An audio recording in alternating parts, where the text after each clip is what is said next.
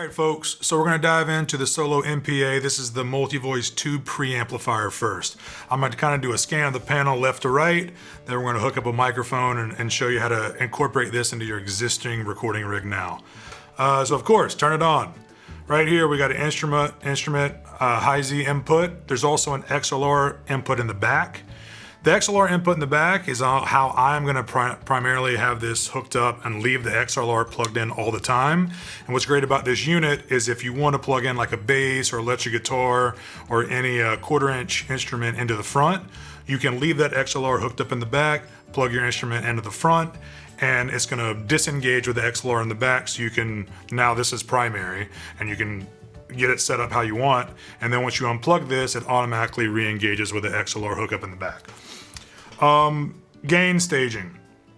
You got a great VU meter here, so you can get your gain level set for your mic.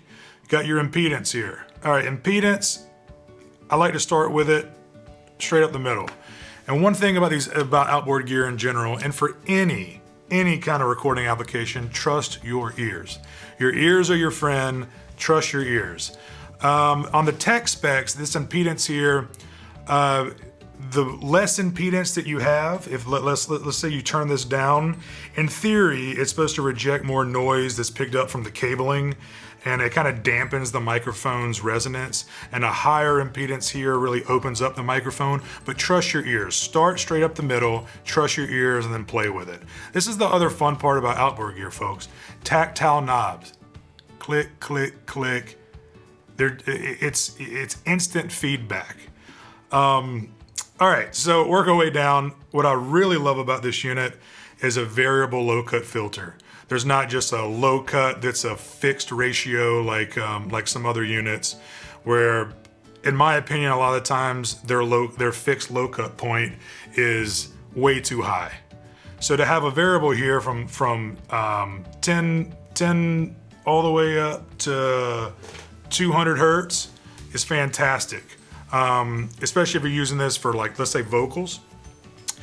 Depending on the singer, is it a female singer, is it a male singer, does it have a raspy voice, how much of that low cut you want to just cut on the way in, super important, really helpful. All right, now we got your tilt EQ here.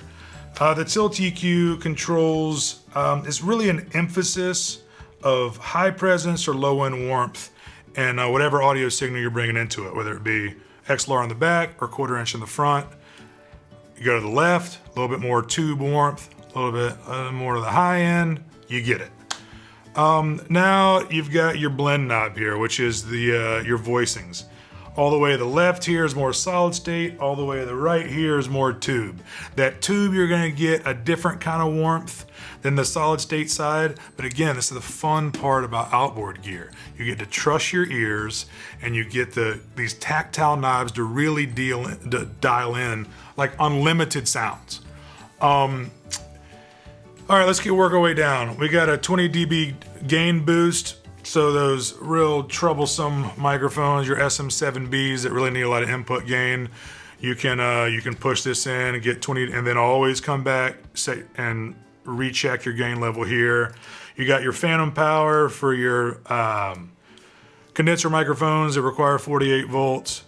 You got your phase switch, you can invert the phase, and now you've got your master output level. And as you adjust this, you're gonna want, once you work left to right, you work left to right. And then once you get to here, when you adjust this, always check in your DAW, your input level there. So think about like a sequence of events. You have your microphone plugs into the XLR in the back.